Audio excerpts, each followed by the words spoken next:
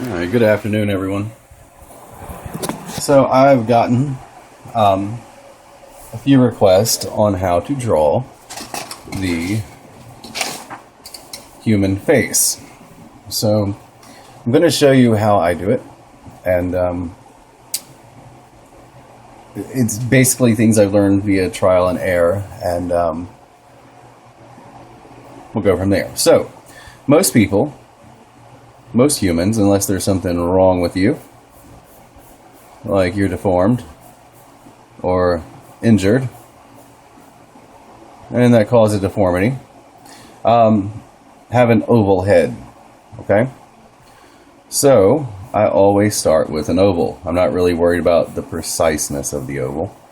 I just kind of draw an oval. Not quite an egg, but an oval. Okay. Now, once you draw that, you want to divide it roughly in the center, like that. Okay? Now,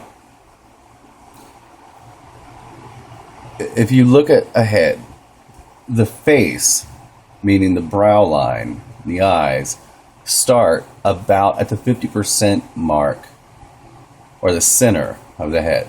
Okay? Now, just to make it easy on me, I always place the pupils there.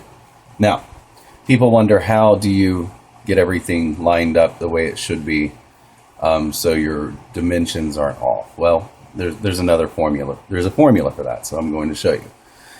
So you draw a line in the middle, and then you want to divide that second half into quarters. So you draw a line in the middle there. Then you want to take this last portion and divide it roughly in half as well. Okay? So this is the placement of the eyes, this top line, which is in the center of the oval. The second line is going to be the bottom, or the septum area of the nose. And then this third line is where the bottom lip, or it depends on how you're working. I usually say it's the opening of the mouth, roughly about there. So, I know these are my rough areas. Okay, so depending on the race of the person and the gender, it can cause things to vary as far as dimensions go. The reason why, this is good for if you're just creating a person out of nothing, not really with portraiture, but like if you want to just draw a person. So what I do is I draw two lines between these top two horizontal lines. I make two vertical lines. Okay? Now, this is going to tell me two things. This is going to set the parameters for the width of the total nose of the nostrils, but it also tells me